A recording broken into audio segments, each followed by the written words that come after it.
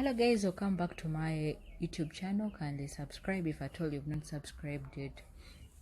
Yesterday I want us to look at the most asked questions in an interview, the questions that you will encounter when you go for an interview. There must know questions. Yes, interviews take two forms, where we have the oral interviews and also the written interviews. The written interviews can also be called the aptitudes. These focus on the job, on your basic math, basic English, and also your IQ. Still, there are things you should do before you go for an interview. First of all, you must prepare adequately. Provide for some 30 minutes before you go for that interview. Be prepared mentally for that interview. Research about the company. What does the company do? What does the company offer? What does it do? Who are the top directors for that company? When was it formed? When was that company formed? What do they offer? What do they do? Basically, such things you should be knowing them before you go for that interview. When you know such things, there are some questions that will come up in an interview, and you will relate to those basic things about the company. Secondly, before I go to the second bit, when you research about the company, so when you're answering questions on an interview panel, the interview, you will be portrayed as the person who is serious. You took your time to research about that company, so that alone will help you score some points. The other thing is research about the job itself, the skills required for that job, the job description for that given job. And then you should be organized.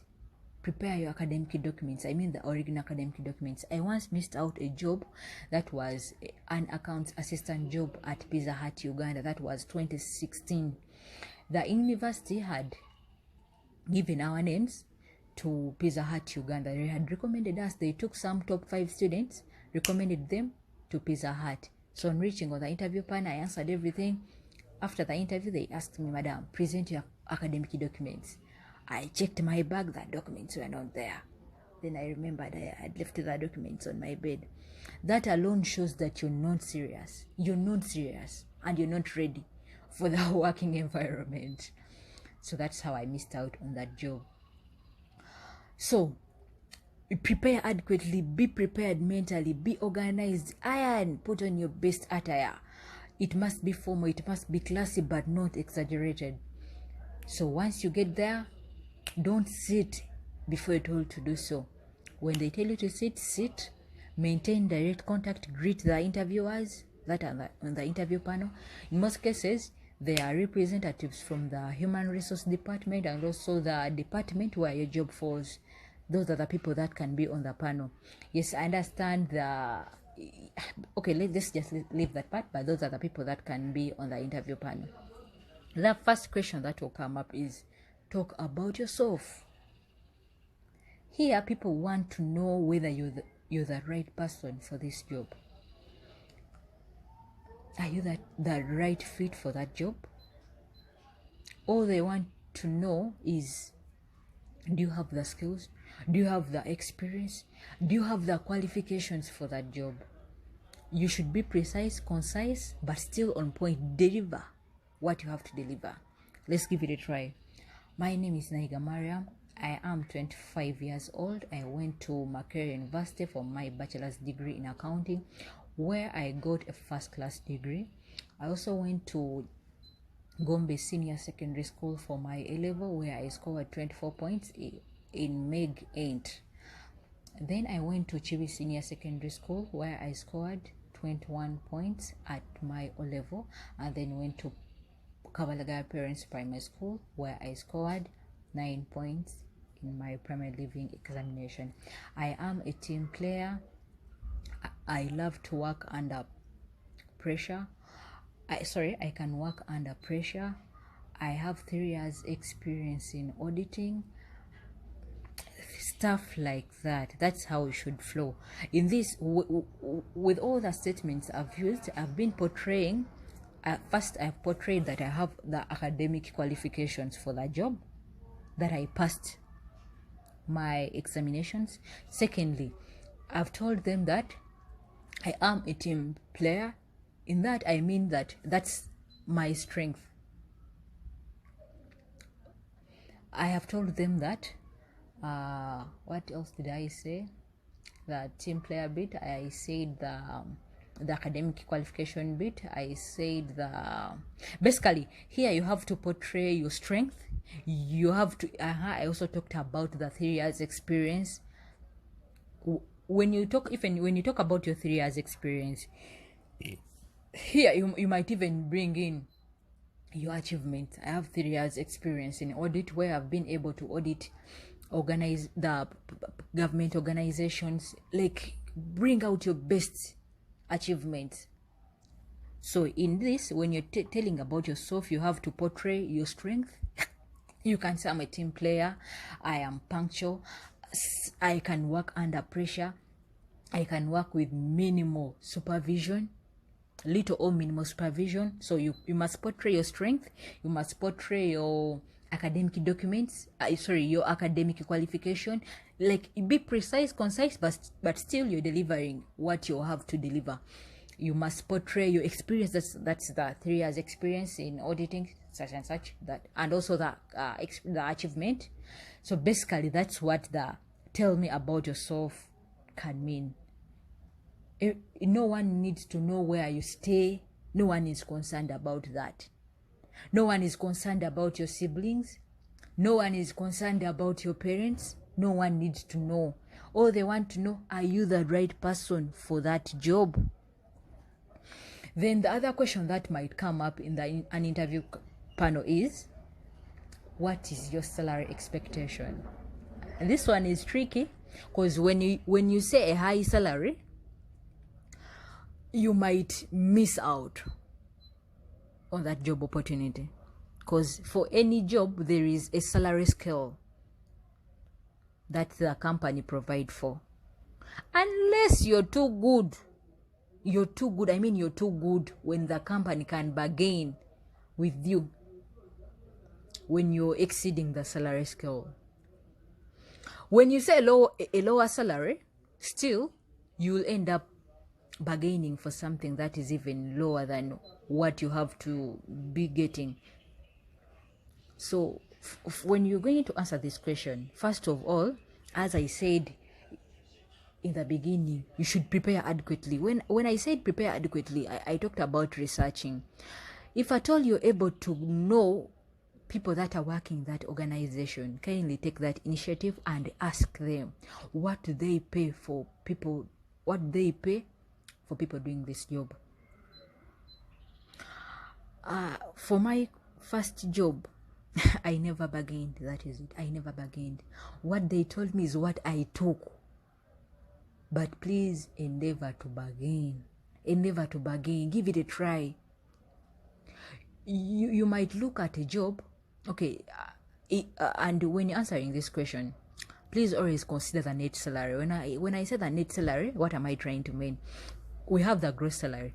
The gross salary is that salary that appears on your appointment letter. Let's assume 3 million or 4 million. But there is that net salary.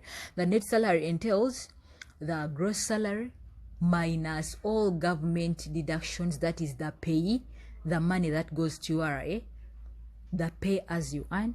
There is the NSSF, the 5%, because your company contributes 10% for you, and you contribute 5% regards to the NSF money. And there is the local service tax. So you must put into consideration all those deductions before you say anything about the salary expectations. So for this question, be real. Let me give you an example of a junior job or the entry joiner's job. You can't say that you need 10 million for that job. You should be real. Be real. Research about the job. You can, if at all even don't know people that are working in that organization, because if you can ask them, but if at all you don't know, get the salary, the average salary in the market for that job. How much do people earn that are doing this job before you answer that? But still must put into consideration of your general expenses as a person, and what you have and what you want as a person, because we do differ. I might be getting 800 and I'm comfortable, and someone else is getting 5 million and still they're not comfortable. So put into consideration of all that before you can even say anything about that. Let's assume the salary scale is 5 million and you say 6 million. When you are good, you've done your best in that interview, in most cases you'll be called back to bargain with the company. So put into consideration of all that. And then there is another question that comes up: how do you handle pressure? This one is so that common question that you won't miss out in an interview. How do you handle pressure? Others can say, can you handle pressure? For this, never lie that me, I can never be on pressure. Never lie, because everyone will have to get to work under pressure at a certain point in time. So in this, what you can say, first of all, you must tell them that you have a timetable for your work. Remember, when someone has a timetable, they can prioritize. What do I have to do first? What is needed urgently? What is less? What is not needed urgently? So in this, first of all, when you're answering this question, you must bring out the idea of teamwork. Remember, when you can work under a team, you can as well allocate some tasks to some people. With that, you can relieve of some pressure. So here they want to look to see whether you will bring out the teamwork aspect. That is allocation of duties or allocation of tasks. So bring it out, the teamwork aspect. Bring out the preparation bit, the budgeting of your time, and the punctuality. Remember, when you go to work within the right time, you can be able to do your work well at the right pace. Still, you'll be doing the things at the first time, giving it your best. Remember, you're not working at anyone's pressure. So in this, how best do you handle pressure? First of all, you can tell them, I budget for my time while at work. Here, when you're budgeting for your time, you are prioritizing. You will do the first things first that need urgency, and those that don't need urgency, you can do them later, and bring out the aspect bit of teamwork, whereby you can allocate some duties to some other people. That was question number 3 that comes up when you're on an interview panel. And maybe let me talk about this. There are some people, the other question might be, why are you leaving your previous job?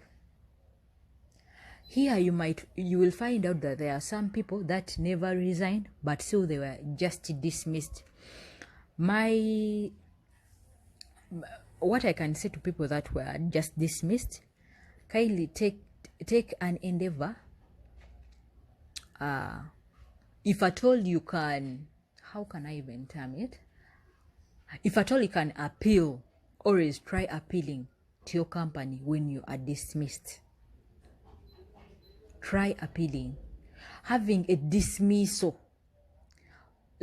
For some of us that work in the banking sector, when you are dismissed in a certain bank, it is very hard for you to get another job in another bank. So when you're dismissed, try to appeal such that you can resign normally. So here we go. They ask, why are you leaving your previous job? Be precise, be concise. Just tell them, yes, I know most of us are looking for greener pastures, but don't be desperate to put it there that, I'm looking for greener pastures. Just tell them, I'm looking at career advancements, career growth. And I think this company, the company we have gone to, let me assume we have gone to Mukwano, and I think Mukwano has the environment, has the technology, has the personnel to help me achieve my career objectives. And yes, my career objectives. So we all know we are looking for the greener pastures, but please just don't put it there that, hey man, you have come here for greener pastures. Just don't put it there, but focus on your career growth. And also you can as well tell them that you're here to showcase your skills, because you know you can provide, you can make that company better with your skills, as well as focusing on also your career advancements, that is the career growth. The other thing is they will tell you, talk about your strength. When someone tells you to talk about your strength, what are they trying to achieve? Here they want, in everything that you're saying, try to relate it to the job. Let me give you an example of a job that requires your 100% dedication. When a job requires your 100% dedication, when you're talking about your strength, you have to bring out the teamwork aspect. You have to bring out your ability to work under pressure. You have to bring out your ability to work with minimal or little supervision.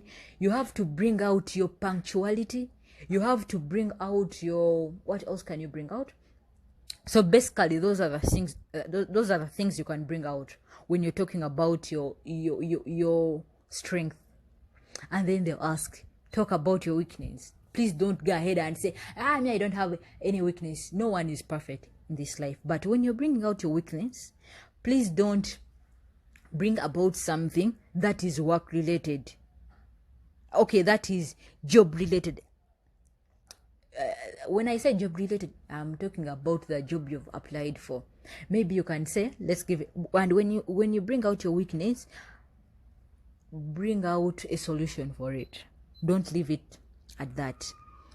Then let's give an example of maybe confidence, little confidence.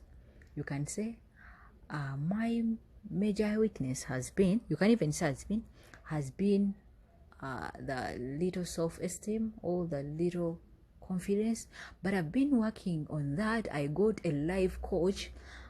Bring out a solution for that. Don't just leave it at that. When you're talking about your weakness, the other thing is they will say, and when they are closing an interview, they will say, ask, do you have any questions? Please never say that I don't have any questions. Don't say that. And try your level best to get a question. Try your level best. When you fail to get a question, at least say, I had this and this question, but it has been answered by the interviewers in the interview, in the process. It has been answered, but there are so many questions you can ask. You can ask them, do you offer further studies? That is for ACCA, CPAs, the masters, because some organizations do, mostly the auditing firms, they do offer further studies. You can as well ask them, when am I starting to work? That alone shows that you're serious, that you're eager to, you are confident enough that you've passed the interview. When am I starting to work? Who do I report to? Such questions. So never say that you don't have any question to ask. That shows unseriousness. The other question that might come up is, why should we hire you? Why do you think that you're the right person for this job? When you're answering this question, you should relate to the job. When you're answering this particular question, why do you think that you're the right person for this job? You can say, for this job, still you must look at the skills that are required for this particular job. Look at the job description. You can say, I have been doing auditing for the last 5 years, where I've been a top performer at my previous organization. Yes, you can put out the top performer bit to show that, you're the right person for this job. When the job requires, here you can still bring out your strength, the ones we talked about in the beginning. Put them out. You're a team player, you're what? Bring them out. The other question that might come up is, there are some people that have been unemployed for so long. they will ask you, why have you been unemployed for so long? You can tell them that I've been a freelancer focusing on further studies and also my personal projects. Don't say just I've been seated at home. That alone shows that you're not serious. The other question that might come up is,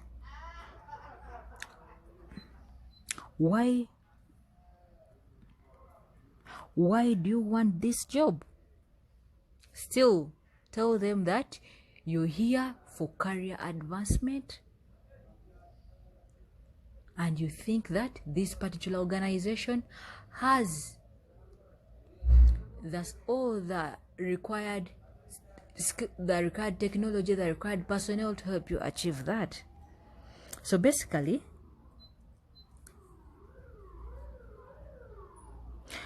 I think that is it. Those are some of the questions that come up when you go for an interview, and that's how you can answer those questions. Yes, in case you want to write to us, naigamariam359@gmail.com. That is that's my email address. And then my Facebook account is Naiga Mariam Ndibulunji, and then my LinkedIn is Naiga Mariam, and then there is my Twitter, Naiga Mariam. There is my Instagram account, Naiga Mariam. Thank you all for listening. Thank you for being here with us. Till next time, have a good day.